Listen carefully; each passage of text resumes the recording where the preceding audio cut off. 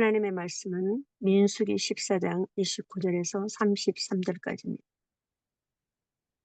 민수기 14장 29절에서 33절까지입니다. 제가 봉독해 드리겠습니다. 너희 시체가 이 광야에 엎드릴 것이라. 너희 중에서 20세 이상으로서 계수된 자 곧 나를 원망한 자 전부가 여분네 아들 갈렙과 눈의 아들 여호수아 외에는 내가 맹세하여 너에게 살게 하리라. 한 땅에 결단코 들어가지 못하리라. 너희가 사로잡히겠다고 말하던 너희의 이와들은 내가 인도하며 드리리니 그들은 너희가 싫어하던 땅을 보려니와 너희의 시체는 이 광야에 엎드려질 것이요 너희의 자녀들은 너희의 반역한 죄를 지고 너희의 시체가 광야에서 소멸되기까지 40년을 광야에서 방황하는 자가 되리라. 아멘. 이 시간에 말씀을 선포하실 우리 선교사님 김진욱 선교사님, 광야의 비밀이라는 제목으로 우리 캄보디아 선교사시며 캄보디아 지부 초대 지부장님이시고 맥도 지역 대표이십니다. 우리 김진욱 선교사님 나오실 때 할렐루야로 맞이하겠습니다. 할렐루야. 할렐루야. 반갑습니다. 반갑습니다. 예. 오늘 본문은 광야에서 일어났던 일입니다. 광야에서 일어났던 일인데, 이스라엘 백성들이 애굽에서 구원받고 난 이후에 광야를 거의 다 거쳤어요. 다 거쳐서 이제 축복의 땅, 언약의 땅이라는 가나안 땅 바로 앞에까지 갔습니다. 우리가 신약에서 꼭 비유한다면 예수님이 십자가에 죽으시고 이제 부활하는 새로운 신앙의 단계, 그렇게 이제 예 흔히들 비교를 하죠.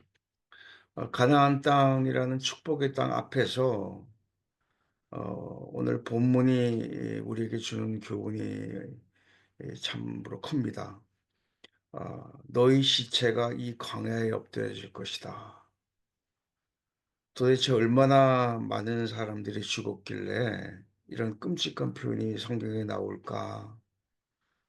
얼마나 나올까? 민수기 1장 45절에 46절에 보면 20세 이상으로 싸움에 나갈 만한 이스라엘 자손의 수가 60만 3,550 명인데 이 중에 오직 두 사람 여호수아 갈렙에는 모두 죽었다는 거죠. 어디에서? 광야에서. 그러니까 60만 3,550명 중에 2명을 빼면 60만 3,548 명이 광야에서 40년 동안 다 시체로 박힌 거예요. 연간 15,000명 이상이 죽은 거죠. 그리고 하루에 계산해 보니까 41명 정도가 죽은 거예요. 민수기 1장에는 각 지파별로 광야에서의 숫자가 나오는데 광야에서 시체된 장면들의 숫자입니다. 사명자 명단입니다. 참 엄청난 충격적인 표현입니다. 그리고 민수기 14장 33절로 보면 너희들의 불신앙, 부모들의 불신앙으로 너희 자녀들은 너희 시체들이 광야에서 소멸되기까지 40년을 광야에서 방황한다. 우리 신앙의 어떤 그 하나님 앞에 신앙의 문제를 놓고 기도할 때 묻습니다. "하나님 왜 나에게 이런 고난이 있습니까? 나에게 왜 이렇게 환난이 있습니까?" 종종 묻곤 합니다. 그러나 우리가 여기서 단언하지는 못하지만 그러나 많은 힌트를 얻을 수 있을 것 같아요. 왜 이 본문이 저한테 들어왔냐면 캄보디아에 제가 전쟁으로 다 망가진 나라에 1 세대로서의 선교사 1 세대로 들어왔고 또 목회자가 전혀 없는 그런 나라에서 전쟁으로 다 망가진 나라에서 1 세대 목회자들이 세워졌는데 그들이 이 광야에서 일어나고 있는 어 그 모습이 여기에서 많이 이 본문에서 많이 보이는 거예요. 430년 동안 노예에서 해방되어서 그들이 가나안 광야 홍해를 건너서 광야로 들어갔습니다. 다소 환경이 힘들고 어려웠지만 그러나 아침마다 내리는 만나 때를 따라 주신 메테라기 먹으면서 그들은 소망 가운데 살았어요. 그리고 장렬하는 그 태양빛을 가려주는 군기 구름 기둥과 그 밤에 광야의 추위를 지켜주는 불 기둥이 또 그들을 지켜줬어요. 그 광야를 통과하면서 이제 2년 기간을 거의 다 지나서 가나안 입구인 가데스 바네아에 도착했습니다. 그런데 결과는 "너희는 가나안 땅에 못 들어가." 청정병력 같은 이야기일 수 있어요. 신앙생활의 존재 자체를 부정하는 거죠. 어쩌면 우리가 제가 자신에게 묻는 거예요. 선교사 30년 동안 30 이제 1 년째 들어갔는데 선교사 생활하면서 선교사 30년 이제 4 개월, 5 개월째 들어가면서 여기에서 일으켰던 1 세대 신앙인들이 하나님 앞에 어떤 모습으로 비춰질까? 또 선교사인 나 자신이 나로 인해서 내 자녀들이 축복을 받을 수 있고 또 나의 믿음이 가나안 땅에 들어가는 축복의 땅으로 들어갈 수 있을 정도 되는가? 그런 거를 한번 반문해 볼 시점이라고 생각을 해요. 그런데요, 2년 동안의 소망 가운데 살던 그들이 가나안 땅에 못 들어간다는 거예요. 너들 다 죽어. 다 시체가 된다는. 1 세대들의 처절한 영적 진단이 여기서 나온 겁니다. 자기들의 신앙이 굉장히 좋은 줄 알았죠. 굉장히 어떻게 좋았습니까? 자기들이 신앙생활을 잘했기 때문에 그 광야 생활 그 이스라엘의 애굽 생활하면서 부르짖을 때 하나님이 들으셨고 모세를 보내셨고 그들 민족을 구원하셨고 광야 생활 2년 동안에 먹여 주고 주시고 지켜 주시고 보호해 주시고 인도해 주셨어요. 그 믿음 생활 잘했다고 생각해요. 그리고 하나님께 굉장히 충성했다. 이런 생각을 선교사인 나 자신도 하고 이스라엘 백성들인 이들도 하고 또 캄보디아의 1 세대들인 에 기독교인들에게도 하나님이 동일하게 진단한다고 봅니다. 그래서 하나님께 충성한 것 같은데 하나님을 원망하지 않고 그래도 때로는 조금 불평을 했지만 순종해서 광야 생활을 여기까지 왔는데 이 믿음이 전면으로 부정되는 거예요, 전면으로. 특별히 주목할 것은 너희의 자녀는 너희의 반역의 죄로 너희의 시체들이 광야에서 치워질 때까지 광야에서 고통받는다는 거예요. 하나님이 주신 은혜를 잊어버린 나에게 나의 모습이 또 있지 않는가. 그래도 나는 좋은 신앙을 가꾼 부모였고 자녀들에게 좋은 신앙을 주고 있다고 생각했는데 '내 신앙 때문에 자녀들이 또 고통받고 있는 거 아닌가.' 이런 걸 돌이켜 보게 됩니다. 우리 신앙의 믿음이 맨 밑바닥부터 통째로 흔들릴 때가 있습니다. 나의 존재가 사정없이 무너질 때가 있습니다. 선교사의 삶 자체가 좋은 환경이 아니죠. 특별히 어려움이 거할 때 나는 예수 그리스도 외에 나의 것이라고 생각했던 모든 것들이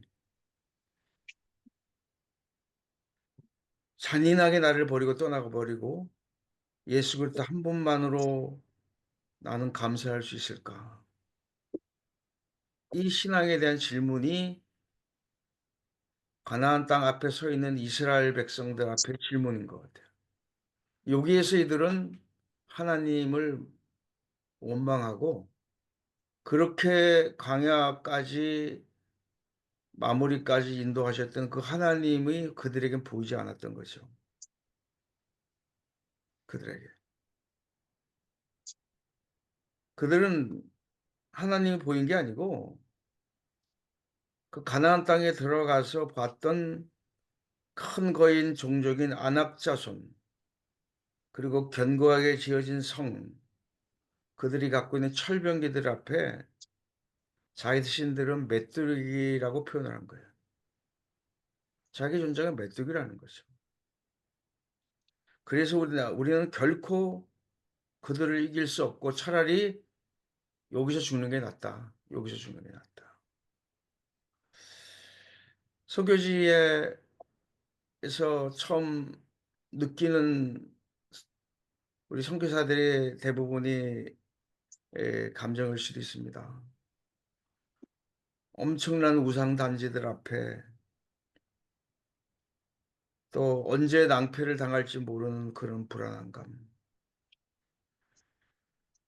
더욱이 선교비까지 끊겨서 국제 미아가 되는 그런 기분들 우리 다 느꼈을 거예요. 그렇게 내가 믿는 하나님 그분을 증거하겠다고 선교지 왔고 그들에게 내가 복음을 전해서 그들이 주께로 돌아올 수 있다고 하는 자신감 속에 갔지만 선교사 자신이 하나님이 안 보일 때가 있습니다. 특히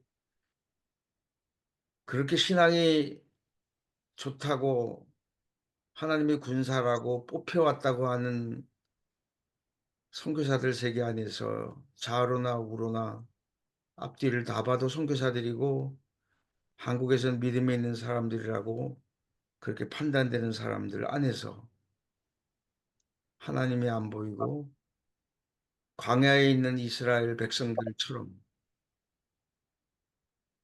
환경만 보이는 절박한 그런 모습들, 우리의 모습들일 수 있습니다.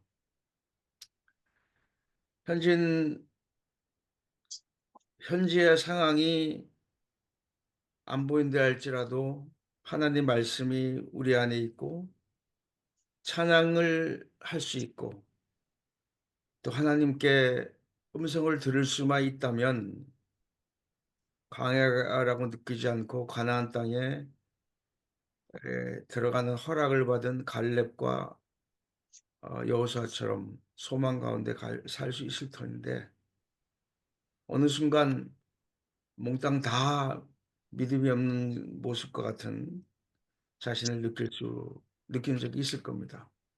여러분들은 훌륭한 분들이라서 못 느꼈을 수도 있겠지만 저는 정말 캄캄한 어두운 이 절박함 속에서 몸부림쳤던 시기를 지금도 돌이켜 봅니다. 더욱이 여기에다가 현지인 교인들이 어려움 겪으면 현지인 교인들은 당연히 신앙생활 한 지 얼마 안 되기 때문에 현지인 목회자들을 찾아옵니다. 현지인 목회자는 당연히 신앙의 스승인 선교사를 찾아옵니다. 선교사는 호응께를 찾아봅니다. 호응께가 있으면 그래도 손 벌릴 데가 있으면 괜찮겠지만 그런 데도 없어요. 이렇게 불신앙의 연속 속에서 하나님이 없이 사는 사람처럼 돼버린 이 모습 속에서 이스라엘 백성들이 가나안 땅에 들어가지 못하게 된 근본 원인이 뭘까? 우리는 흔히 그들이 불평해서 그들이 말을 은혜스럽지 못하게 해서 그렇다고 표면적인 이야기를 하지만 실질적으로 그들 가슴 안에 하나님을 향한 원망과 하나님의 존재를 부정하는 거죠. 하나님의 존재를 인정하고 섬겨져 왔는데 실제는 하나님의 존재를 부정하는 모습. 우리 내면에 있는 세계를 하나님이 보게 하는 거죠. 사무엘상 16장 14절에 보면 하나님의 영이 사울에게서 떠나고 여호와께서 부리시는 악령이 그를 번뇌케 했다. 그 시편 27편 9절에서 보면 주의 얼굴을 내게서 숨기지 마시고 주의 종을 놓아여 버리지 마소서. 주는 나의 도움이 되셨나이다. 나의 구원의 하나님이여 나를 버리지 말고 떠나지 마옵소서. 한쪽은 캄캄한 어두움 속에서 하나님의 존재를 인정하지 않고 접신을 찾아가고 주변의 방법을 찾아가는 모습이고, 시편에서는 그런 상황 속에서 하나님 나를 버리지 말아 주시옵소서. 나를 떠나지 말아 주시옵소서. 이렇게 절박하는 하나님 앞에 절박하게 부르짖는 모습이 대조적으로 보입니다. 로마서 8장 9절을 보면 만일 너희 속에 하나님의 영이 거하시면 너희가 육신에 있지 아니하고 영에 있나니 누구든지 그리스도 영이 없으면 그리스도의 사람이 아니라. 아멘. 제가 선교사였지만 선교사가 아니었던 그런 캄캄한 절벽 안에서 내 안에 하나님의 영이 있는가라는 신앙의 본질적 질문을 하게 됐습니다. 신학교 졸업했다고 신앙이 있나요? 선교지에 수많은 신학교들이 있는데 그들이 신앙이 있다고 우리가 진단하지 않습니까? 지금도 캄보디아 프놈펜에는요,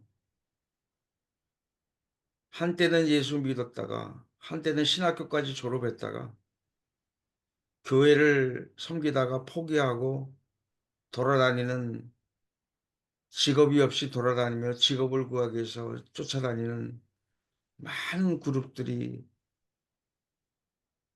있습니다. 프롬펜에. 신앙의 지도를 받았던 사람들이 많아요. 근데 정착을 못하고 목양자가 되지 못하고 돌아다녀요. 그들에게 돈을 주면 그들이 교회를 하고 목양자가 될 거라고 쉽게 진단할 수 있어요. 그들도 그렇게 대답해요. 돈이 없어서 건물을 못 비우고 생활비가 없어서 목회를 못한다. 그렇게 그들 자신이 이야기를 해요. 근데 민수기 27장 18절에서 가나안 땅에 들어간 딱 두 사람, 가게 된 두 사람, 여호수아와 갈렙. 어떻게 했길래 하나님이 여호수아에게 그렇게 지도자로서 인정했을까? 여호수아의 리더십의 정체가 뭘까?